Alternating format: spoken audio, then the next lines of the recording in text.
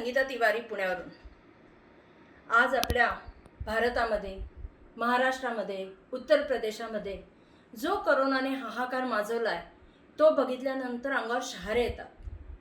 आणि त्याच्यातच कालची बातमी, परवाच्या दिवशी रात्री ब्रूक फार्मा या कंपनीच्या व्यवस्थापकाला करोड रुपयांचं रेमेडीसेवर त्यांनी पूर्ण काळ्या बाजारीमध्ये साठा करून ठेवला होता.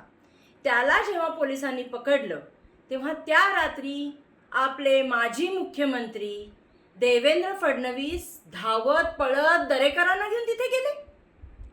अहो देवेंद्र फडणवीस, तुम्ही त्या माणसाला सोडवण्यासाठी गेले की ज्या लोकांनी रेमेडीसेवरचा साठा करून ठेवला होता, काळाबाजारी करत होता, अशा माणसाला सोडवायला गेला? अहो किती हे लालच सत्तेसाठी तुमचं, का बदला घेताय का तुम्ही? तुम्हाला सत्ता दिली नाही लोकांनी, महाराष्ट्राच्या जनतेने सत्ता दिली नाही म्हणून तुम्ही जनतेला मारतात, खून करतात. खरं तर मी वळसे पाटील, माननीय आपले गृहराज्यमंत्री वळसे पाटलांना विनंती करते, सदोष मनुष्यवधाचा गुन्हा दाखल करा नरेंद्र फडणवीस आणि दरेकरांवर. आज हजारो लोक मरतायत आणि हे तिथे जाऊन रेमेडीसेवर स्वतःच्याच हातात घेतात. पत्रदार यांना इंडिव्हिज्युअल पत्र कसं मिळालं? एवढी सत्याची भूक कुठनं आहे? ही कुठनं ताकद येते तुम्हाला? या जनतेच्या जीवाशी खेळायची ताकद दिली कोणी तुम्हाला? आणि हा हक्क दिला तरी कोणी तुम्हाला? आज प्रत्येक परिवारातला एक एक जण ऍडमिट आहे, प्रत्येक परिवारामध्ये करोना घुसलेला आहे आणि याच्या वेळेस हे इंजेक्शन लागत असताना तुम्ही त्याचा साठेबाजी करता. त्याच्यावर तुम्हाला तुमचा नरेंद्र मोदीचा फोटो छापून वाटायचा आणि तोच तर तुम्ही लोकांना मरू देताय. अहो देवेंद्र दादा, आज पुणे शहरामध्ये हालत अशी आहे की आम्हाला लोकांना ॲम्ब्युलन्स देता येत नाहीयेत, ICU बेड देता येत नाहीत, ऑक्सिजन बेड देता येत नाहीत. 100 नगरसेवक आहेत भाजपचे पुणे महापालिकेमध्ये. का तिथं तुम्ही काम करत नाही आहात? अहो आज मनसेच्या नगरसेवकांनी, काँग्रेसच्या नगरसेवकांनी कोविड सेंटर केलेत. तुमच्या लोकांनी, 100 लोकांनी केलंय काय? तुमच्या आमदारांनी केलंय काय? तुमचे खासदार फक्त आंदोलनं घेतात, गर्दी गोळा करतात, बातम्या देतात, मीडियाही त्याला कव्हरेज देते, संपला विषय. अहो लोक मरतायत ना, लोकांच्या घरात चुला जळत नाही आहेत, लोकांच्या घरात पैसे नाही आहेत. कुठनं EMI भरणार लोक?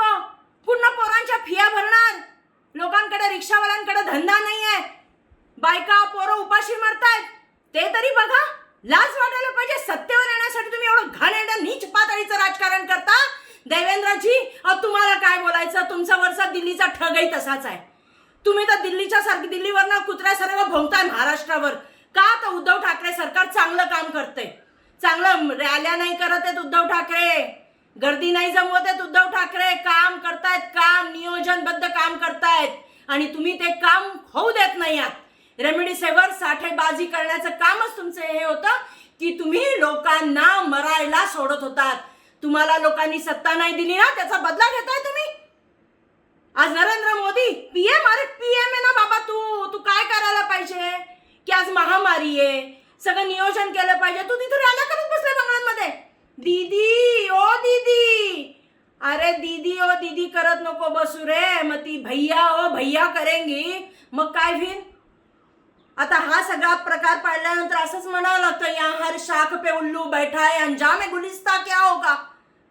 जर उल्लूच दोघं बसले तिथे तर गुलिस्ता कुठे राहणार? सगळं वाळवंटच होणार. तुम्ही पूर्ण भारताची वाट लावायचा प्लॅन केलेला आहे. हम तो फकीर है भाई, झोला लेके निकल जाएंगे. अरे लेका, आम्ही काय करणार? तू तर निघून जाशील. आमची पोरं बाळ आम्ही रस्त्यावर येणार का? हे नरेंद्र, देवेंद्र हा अमित शहा मिळून पूर्ण भारताचं वाटोळं करतायत. जनतेने आता तरी शहाणं व्हावं, आता तरी शहाणं व्हावं. हिंदू मुस्लिम याच्यावर लढाई करू नका. मेल्यानंतर एकाच जागी जात आहेत सगळे.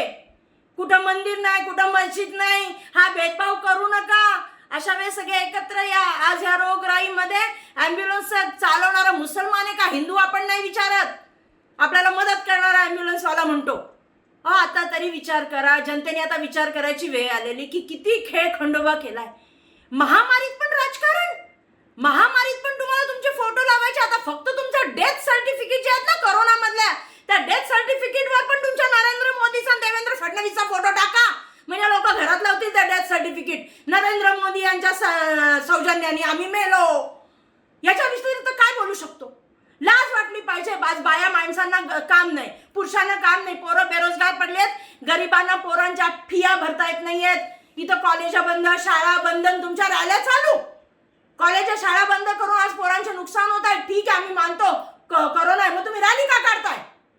लाखो लोकांच्या रॅली का काढताय? का गर्दी जमवताय? का फैलावताय करोना? तुम्ही फैलावताय करोना. तुम्ही सगळ्यात मोठा भारतातला करोना तुम्ही दोघं आहात. अमित शाह आणि नरेंद्र मोदी यांनी करोना फैलवला. ट्रम्पसाठी टाळ्या वाजवायला बोलवलं ना, वाजवलं लोकांनी, टाळ्यान फिरवला. टाळ्या वाजवल्या, मेणबत्ती वाजवल्या, काय काय नाही करून घेतलं तुम्ही. आता काय वाजवायचं ते सांगा की ज्यांनी करोना पळेल. दीदी हो दीदी, दीदी हो दीदी करत बसलाय, दाढी वाजवत बसलाय रवींद्रनाथ टागोर. दाढी वाढून कोणी रवींद्रनाथ टागोर होत नाही नरेंद्र मोदीजी. त्याला आचार विचार संस्कार लागतात जे तुमच्यात नाही आहेत. तुम्हाला फक्त एवढं माहितीये, ज्या राष्ट्राने किंवा ज्या जिल्हा, ज्या तालुका, ज्या देशाने आपल्याला सत्ता दिली नाहीये त्यांना संपवा. महाराष्ट्रामध्ये तुमची सत्ता नाहीये, अजून ज्या ज्या ठिकाणी सत्ता नाहीये तिथं तुम्ही सौतेला व्यवहार करताय, कारण का त्या लोकांनी तुम्हाला सत्ता दिली नाही. आणि जिथे तुमची सत्ता आहे तिथं दांदागोंदी कारभार आहे.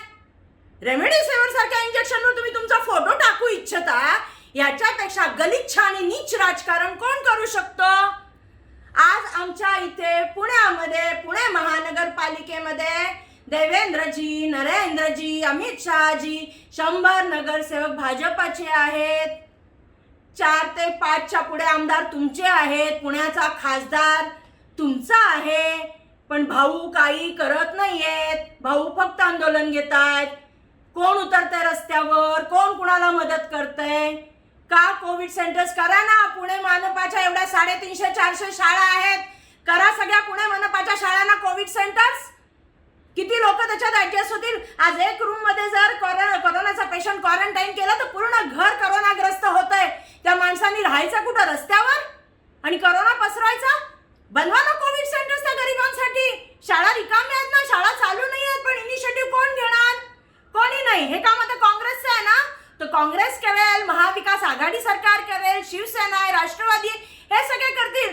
पण अरे नालायकांनो, तुम्ही ते इंजेक्शन लोकांना मिळू नये म्हणून रात्री 1:30 वाजता पोलिसांना दम देता. लाजा नाही वाटत तुम्हाला पोलिसांना दम देताना? अरे इथं लोक मरतायत ना रे लेको. तुम्ही तिथं 1:30 वाजता जाऊन त्या पोलिसांवर दबाव आणतात, आंदोलन करतात आणि त्यांच्याशी भांडताय की रेमडेसिवीर द्यायचा नाही, आम्ही आमच्यासाठी मागवलंय. अरे तुम्ही काय देश खरेदी केलाय का? कमाल आहे. आणि जनताही शांत आहे. मी सर्व जनतेला पुन्हा एकदा म्हणते, आता जागे झाला तरच, नाहीतर हे जी आहे ना ही गिधाडं पूर्ण तुमचे चावे घेऊन घेऊन मारून टाकतील. तुमच्या मरणापर्यंत तुमचे हाल बघेल. तेव्हा आत्ताच जागे व्हा आणि आपला संयम सोडून आपल्या हक्कासाठी, आपला जीव वाचवण्यासाठी आजच्या तारखेला सगळे एकत्र मिळून उभे राहा. एवढीच मी सर्व जणांना विनंती करते. जय हिंद, जय महाराष्ट्र, जय भारत.